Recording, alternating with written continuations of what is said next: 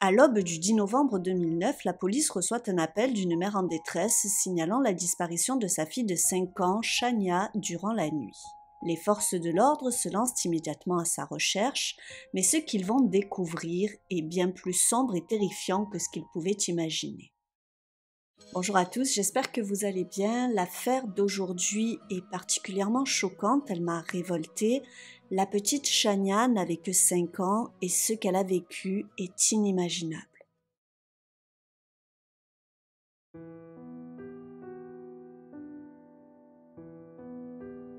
C'est le 14 juin 2004 que Chania vient au monde.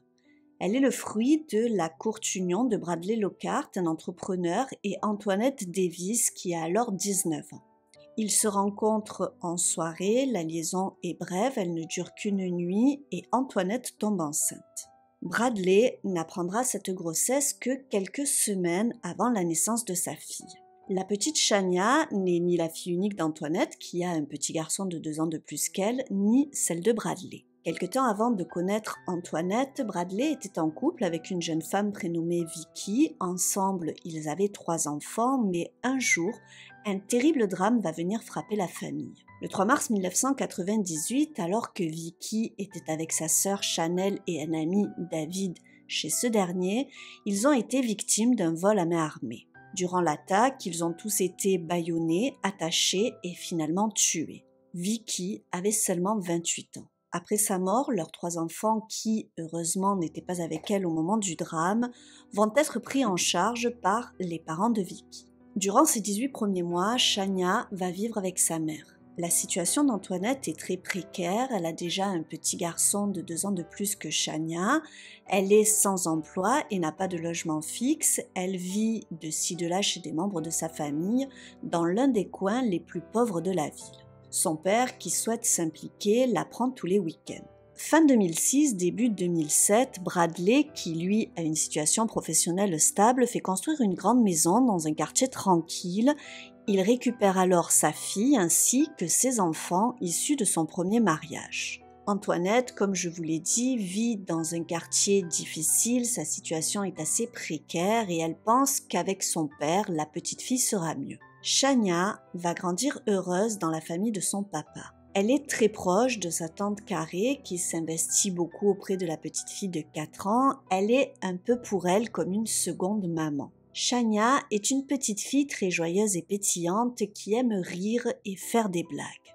Elle est toujours volontaire pour aider, c'est un véritable petit rayon de soleil. Sa couleur préférée est le rose et déjà, malgré son jeune âge, la fillette est très coquette.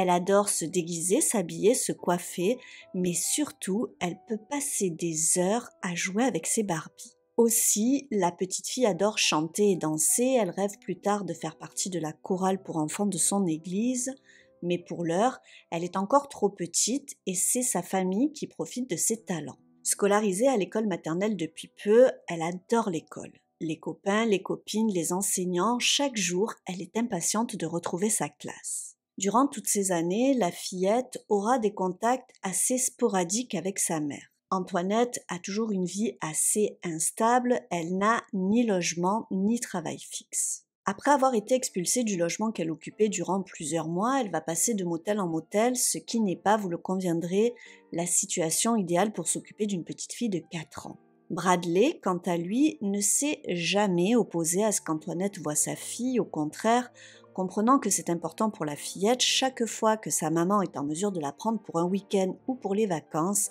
il la lui laisse. Lorsque Chania est avec sa maman, tout semble assez bien se dérouler. Cependant, les grands-parents de ses demi-frères et sœurs qui gardent la petite fille également de temps en temps remarquent quelques petites choses qui les interpellent quand elle revient de chez sa mère.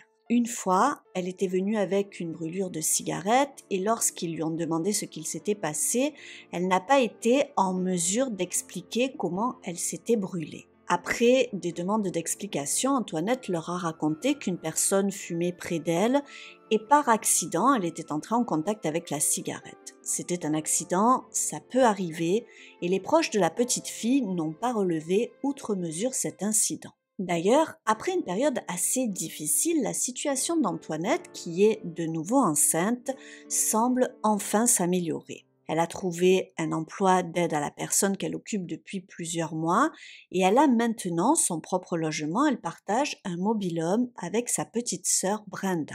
En octobre 2009, Shania a 5 ans et son père doit quitter la ville pour plusieurs mois pour des raisons professionnelles et malheureusement, il ne peut pas emmener sa fille. Son ex-beau-père, le grand-père de ses grands-enfants qui s'est occupé d'eux, lui propose alors de garder la fillette.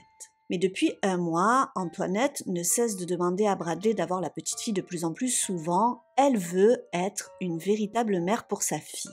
Étant donné qu'elle semble avoir une vie plus rangée, Bradley décline la proposition de son beau-père et accepte de lui laisser la garde de Shania. Elle part donc s'installer dans le mobil-home que partagent sa mère qui est enceinte, son grand frère de 7 ans, sa tante Brenda ainsi que ses enfants. C'est sa tante Carré qui la conduira chez sa mère 2 jours après le départ de son père. Lorsqu'elle la dépose, elle lui fait un dernier bisou et lui fait promettre d'être sage avec sa maman. Ce à quoi la fillette lui répond « Je t'aime tante Carré, à très vite ». C'est malheureusement la dernière fois qu'elle la verra.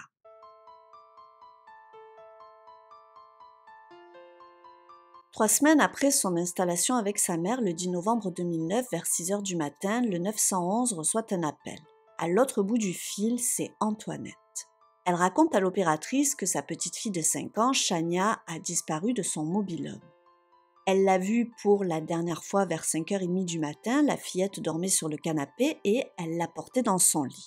L'opératrice lui demande alors s'il y a des portes ouvertes dans le mobil-home. Antoinette lui répond que non, mais elle lui dit que Shania sait déverrouiller la porte toute seule. Elle précise ensuite que la fillette est juste vêtue d'un haut de pyjama bleu, que ses cheveux afro ne sont pas coiffés, vous verrez que ce détail aura son importance.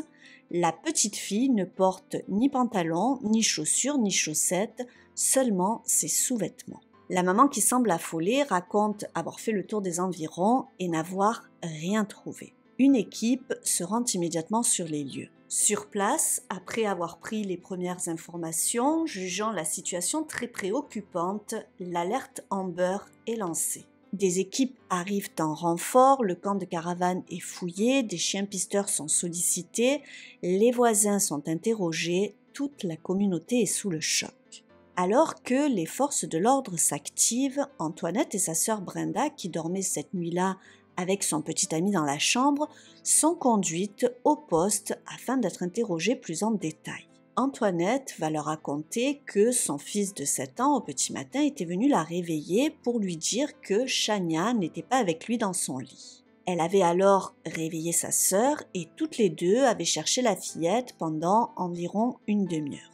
Ne trouvant aucune trace aux alentours, elles avaient alors décidé de contacter la police. Durant l'interrogatoire, Antoinette va se montrer frustrée de répondre aux enquêteurs. Elle se plaint de poireauter là au lieu de chercher sa fille. Durant 6 heures, les 2 jeunes femmes vont être entendues, puis à l'issue de ces entretiens, elles vont rentrer chez elles. Sur le terrain, les enquêteurs ne trouvent aucune trace de la fillette. Néanmoins, une couverture est retrouvée dans la poubelle d'une des voisines se situant près du parking visiteur. Elle est souillée d'excréments. Le petit ami de Brenda, qui est toujours sur place pour garder les enfants pendant que la tante et la mère sont au poste de police, reconnaît immédiatement la couverture comme étant celle se trouvant dans leur salon. Elle est envoyée pour être examinée. Durant cette première journée, un petit incident va surprendre les enquêteurs. L'un d'entre eux, peu après leur arrivée sur place, va remarquer que sur les escaliers et sur la rambarde du mobil-home occupé par les 2 sœurs,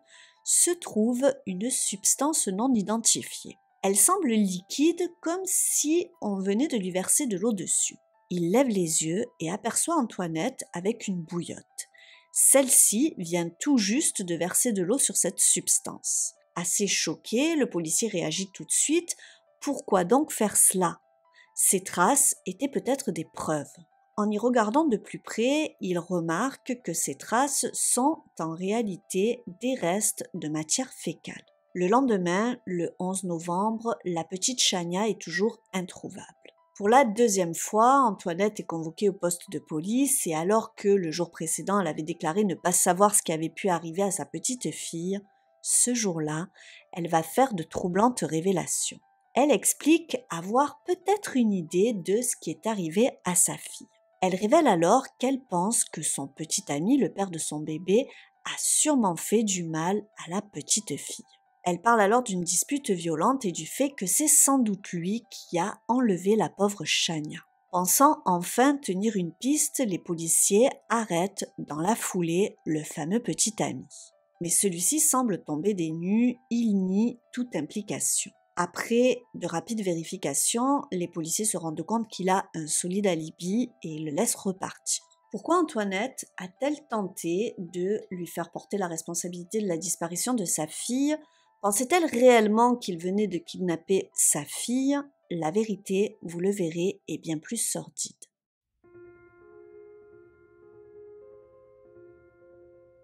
Comme je vous l'ai dit tout à l'heure, les autorités n'ont pas attendu avant de déclencher l'alerte Amber. Un homme travaillant dans un motel va tomber sur cette alerte et il va tout de suite être saisi par la description de la fillette, une petite fille métisse avec les cheveux non coiffés. Le 10 novembre, vers 6 heures du matin, un homme se présente à la réception de l'hôtel. Il dit être sur la route avec sa petite fille, il la reconduit chez sa mère, ils ont fait longue route, sont exténués et ils ont besoin d'une chambre pour se reposer. Il paye alors une chambre à son nom. Après avoir fini de s'enregistrer, l'homme retourne à sa voiture garée sur le parking. En chemin, il croise un employé qui fait le ménage. Ce dernier lui dit poliment bonjour, mais il est frappé par le regard noir que lui jette l'homme sans même lui répondre. Surpris, l'employé reprend son travail, mais continue à observer ce curieux client qui l'a mis mal à l'aise du coin de l'œil. Il voit l'homme entrer dans sa voiture et allumer une cigarette.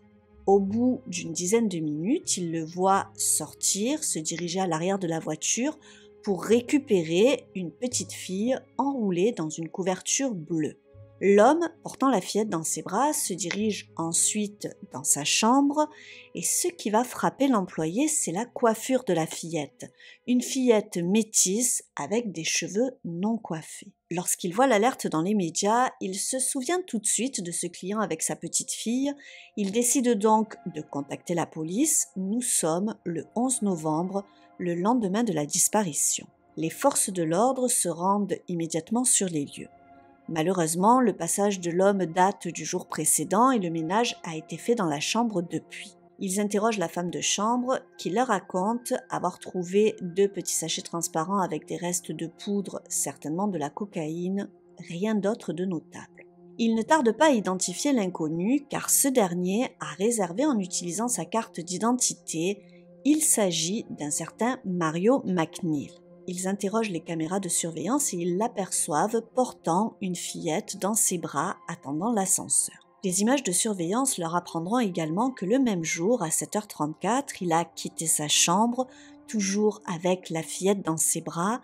Il s'est rendu sur le parking à déposer la fillette dans la voiture avant de venir récupérer sa caution à l'accueil et repartir. Après la fausse piste donnée par Antoinette, les policiers pensent avoir enfin trouvé une piste sérieuse. Mais quelle n'est pas leur surprise lorsqu'ils apprennent que Mario n'est pas un inconnu pour la famille, il n'est autre que l'ancien petit ami de Brenda, la tante de Chania.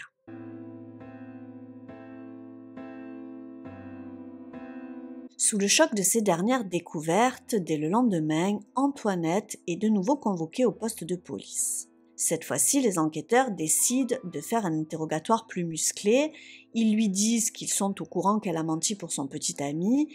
Ils lui montrent ensuite la photo de Mario avec sa fille à l'hôtel. C'est à ce moment-là qu'elle craque et fond en larmes. Elle admet avoir menti la veille et avoir accusé à tort son petit ami.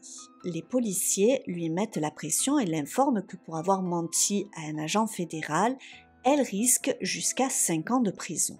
Et, contre toute attente, ils lui permettent de repartir. Lorsque Brenda va apprendre que Mario a été filmé dans un hôtel avec sa petite nièce, elle va se rendre d'elle-même à la police. En réalité, depuis 2 jours, elle n'est pas bien, elle gamberge. Le jour de la disparition de Chania, alors que les policiers viennent tout juste d'arriver, Le frère de la fillette, qui a 7 ans, se confie à sa tante. Il lui dit que dans la nuit, il a aperçu Mario dans le mobil-home.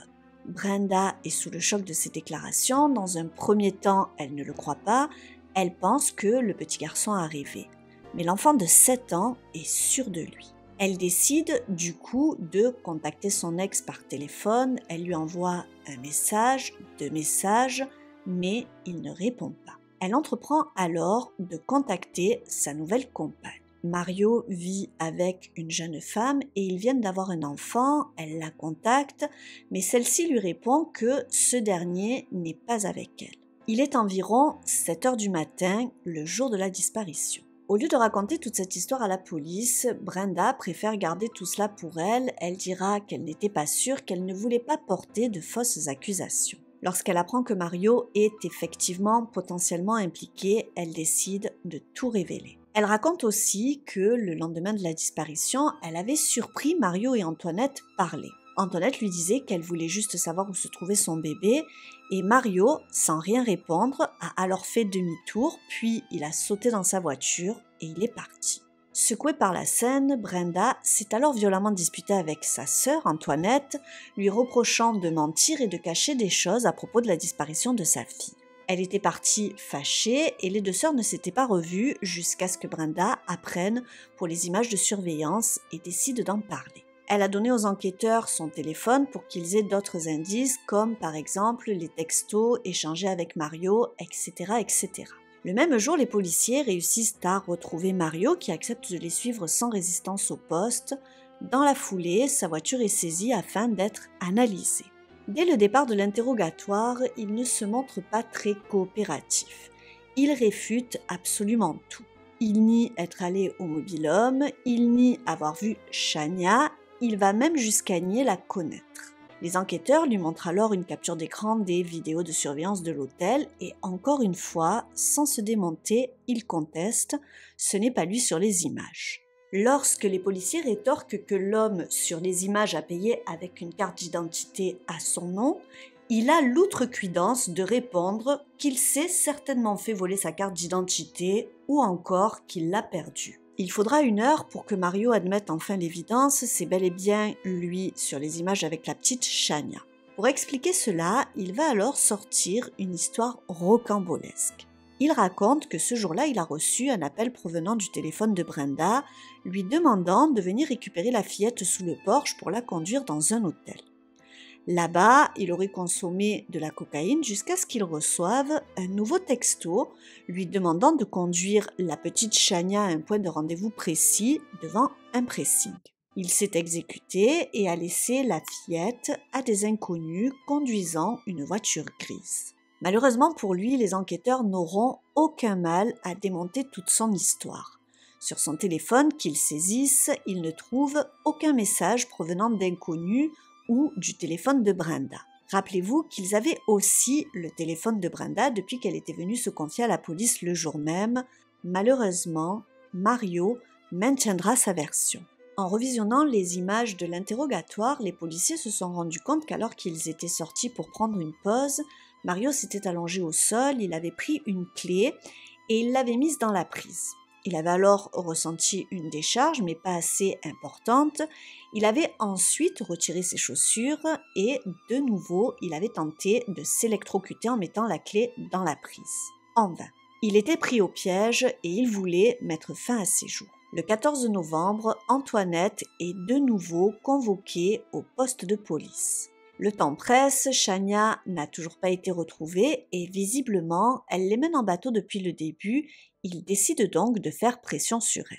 Il la convoque pour lui dire que Mario a été arrêté le jour précédent et qu'elle ferait mieux de tout avouer. Ils lui disent savoir ce qu'il s'est passé, mais ils veulent l'entendre de sa bouche. Ils vont alors lui mentir et lui dire qu'après ses déclarations, elle pourra repartir. C'est à cet instant qu'Antoinette va craquer et elle va tout raconter.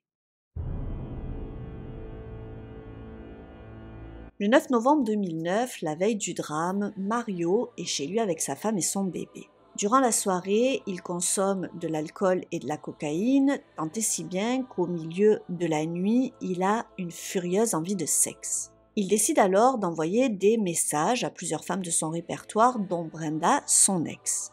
Il lui envoie un texto, mais celle-ci ne répond pas. En effet, Brenda ne lui répond pas car elle est en train de dormir avec son petit ami dans sa chambre et son téléphone est éteint. Mais dans sa liste de contacts, Mario connaît une autre femme vivant dans le même complexe de mobil-home que Brenda et celle-ci lui répond.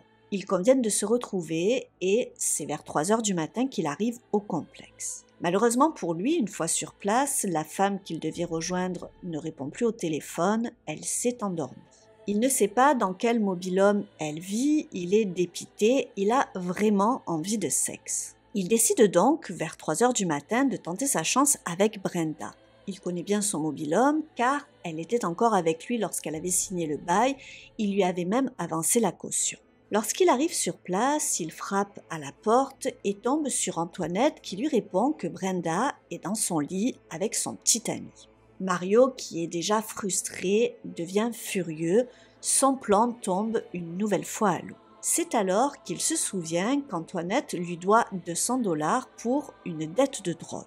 Il lui réclame donc l'argent, mais la jeune femme ne les a pas. La tension monte.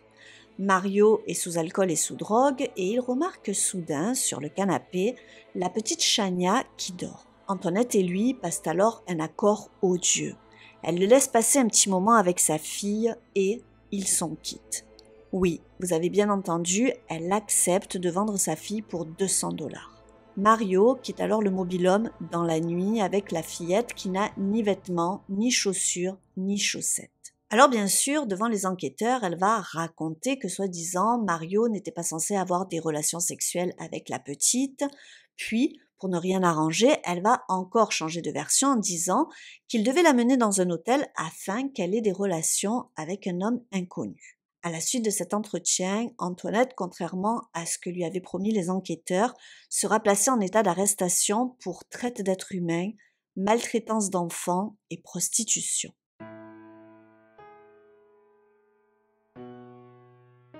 Mario et Antoinette sont désormais derrière les barreaux, mais la pauvre petite Chania est toujours introuvable. Les avocats de Mario vont réussir à le convaincre de coopérer avec la police pour qu'il puisse retrouver la fillette. La situation est grave pour lui, il risque la peine de mort et ses avocats pensent qu'un geste de sa part serait perçu comme un témoignage de remords. Mario, qui maintient toujours sa version comme quoi il avait laissé Chania à des inconnus, va tout de même admettre savoir où se trouve le corps, tout en refusant de dire comment il le savait. Il parle vaguement de l'autoroute, de poubelles entassées et d'un tas de carcasses de cerfs. Les recherches reprennent aussitôt et grâce à ces informations, le corps de la malheureuse petite fille est retrouvé dans une zone boisée, cachée sous un tronc d'arbre. L'autopsie révélera que la petite fille a subi de graves violences sexuelles. Il retrouve du sang dans ses différentes parties intimes ainsi que sur sa chemise de nuit. Je ne pense pas que de l'ADN a été retrouvé car je n'ai trouvé aucune information à ce sujet. La pauvre petite fille est décédée des suites d'une asphyxie. La communauté, plus encore, toute la ville est sous le choc. Mario et Antoinette vont tous les deux être jugés séparément. Lors de son procès, Mario va continuer à nier. Il maintient bec et ongle la version selon laquelle il a laissé la fillette à des inconnus. Néanmoins, il ne faudra pas bien longtemps au juré pour le reconnaître coupable de toutes les charges retenues contre lui. Il sera, sans surprise, condamné à la peine capitale le 30 mai 2013. Il attend aujourd'hui toujours son exécution dans le couloir de la mort. Alors, pour la petite anecdote, suite à sa condamnation, il va accuser le tribunal de racisme car il y a une loi qui peut annuler une condamnation si elle est reconnue comme ayant des motivations racistes. Sa demande sera rejetée et sa condamnation confirmée. Antoinette, de son côté, passe un accord avec les procureurs et elle est condamnée à une peine de 17 à 21 ans. Elle va avoir le culot de faire appel en disant qu'elle était sous pression, enceinte et que les policiers lui ont menti pour la faire craquer. Elle veut donc que les aveux faits lors de son premier entretien soient supprimés. Heureusement, sa demande va être rejetée, elle est toujours incarcérée et pourrait sortir dès mai 2027. Après le verdict, Bradley, le père de Shania, s'est exprimé dans les médias avouant se sentir responsable de la mort de sa petite fille. S'il ne l'avait pas rendue à sa mère, elle serait certainement toujours en vie.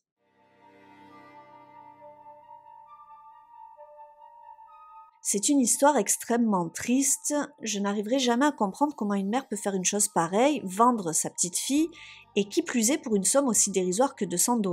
La pauvre Shania a eu la malchance de tomber sur une mère qui n'avait en réalité de mère que le nom. Antoinette était une jeune femme perdue, en proie à ses démons, ses addictions. À 17 ans, elle était enceinte de son premier enfant, elle devient mère à 18 ans, le père de cet enfant est inexistant et 2 ans plus tard, lors d'une aventure d'un soir, elle tombe de nouveau enceinte. Par chance, cette fois-ci, Bradley, le père, ne reniera pas cet enfant et récupérera la garde de sa petite fille. Si seulement elle était partie avec le grand-père de ses frères et sœurs qui avait proposé à son père de s'occuper d'elle. Je n'imagine pas les regrets de son père. Je pense qu'il doit terriblement s'en vouloir. Je ne vais pas revenir sur la peine de Mario, mais je trouve la peine de la mère trop légère. Dans le meilleur des cas, elle ne prendra que 17 ans. Pour moi, elle est autant coupable que Mario dans cette affaire. Sa petite fille innocente et vulnérable, elle l'a échangée contre une dette de drogue. Je ne peux pas croire qu'elle ne savait pas ce qu'il allait lui faire. D'ailleurs, sur la couverture retrouvée dans la poubelle, les enquêteurs ont trouvé du sang, des excréments et des cheveux appartenant à la pauvre petite Shania, ainsi que des poils pubiens de Mario. Certaines rumeurs disent que la fillette aurait pu être abusée une première fois dans le mobil-home avant qu'il ne l'emmène. Se pose alors la question de la tante Brenda. Pourquoi n'a-t-elle pas prévenu la police dès le départ ? Au moment où elle contacte Mario, selon la chronologie de l'affaire, il était encore avec la fillette et elle était toujours vivante. Si la police avait su tout de suite que Mario avait été vu dans le mobil-home par le grand frère de Shania, est-ce qu'ils auraient pu la retrouver avant qu'il ne la tue ? Je ne sais pas, mais cela m'incite à me demander si la tante n'a rien caché d'autre. A-t-elle vraiment rien entendu, rien vu cette nuit-là ? Dans cette affaire, il y a eu de nombreux manques qui ont conduit au drame. Déjà, même si le père affirme qu'il ne savait pas pour la consommation de drogue d'Antoinette, la petite fille était revenue plusieurs fois avec des marques. Alors c'est vrai que c'était des marques sur les genoux comme n'importe quel enfant peut se faire, mais il y avait aussi cette fameuse brûlure de cigarette. Mais ce n'est pas tout. En 2017, soit 8 ans après le drame, une enquête a été ouverte car si le comté avait fait son travail correctement, ce drame aurait certainement pu être évité. En effet, quelques semaines avant le drame, la police est venue faire une descente dans le mobil-home partagé par les 2 sœurs dans le cadre d'une affaire de drogue. La police s'était alors rendu compte que des enfants vivaient dans cet environnement, mais aucun signalement n'avait été fait aux services sociaux. L'information n'est jamais remontée. Si les services sociaux avaient été mis au courant, Shania n'aurait sûrement pas été confiée à sa mère par son père et ce terrible drame ne serait jamais arrivé. Je suis toujours autant frappée par ces parents qui demandent la garde d'un enfant qu'ils n'ont pas pour ensuite le maltraiter. Malheureusement, sur cette chaîne, nous savons que parfois les erreurs des services de l'État peuvent causer de terribles drames. Je vous renvoie à ce propos sur ma vidéo sur la famille Hart. Si vous ne l'avez pas vue, je vous la recommande. C'est une affaire bouleversante. Je vous mets le lien en description. Je ne sais pas ce que vous en pensez, mais je trouve que 17 à 21 ans de prison pour avoir vendu sa fille de 5 ans à un monstre, sachant très bien ce qu'il allait faire avec la fillette, car personne n'est dupe, c'est peu. À sa sortie, elle aura environ 45 ans, il lui restera de belles années devant elle, tandis que Shania n'est plus là, trahie par celle censée la protéger. J'espère que la famille de son père réussira à surmonter cette terrible épreuve et que le grand frère de Shania, du côté de sa mère, est désormais loin de cet environnement où drogue, sexe et violence sont présents. J'ai une pensée particulière pour le père de Shania qui a dû faire face à l'assassinat de sa première femme, au terrible meurtre de sa petite fille, mais ce n'est pas tout. L'un de ses enfants de son premier mariage, qui avait 12 ans au moment de la disparition de Shania, Christian, a été lui aussi victime d'une fusillade mortelle. Il avait alors seulement 20 ans et il a été tué par 2 jeunes garçons de 18 et 17 ans. J'espère que malgré la grande tristesse de cette affaire, vous l'avez trouvée informative. N'hésitez pas à me dire en commentaire si, comme moi, vous pensez que la peine de la mère est trop clémente. Je remercie tous ceux qui sont encore avec moi à la fin de cette vidéo. Si c'est votre cas, vous pouvez me le signifier en inscrivant Chania dans les commentaires. Vous pouvez me soutenir en likant et partageant cette vidéo et pour ne rater aucune de mes vidéos, vous pouvez vous abonner et activer la petite cloche des notifications. Moi je vous dis à très vite pour une nouvelle histoire criminelle sur la chaîne, mais jusque là surtout, restons prudents!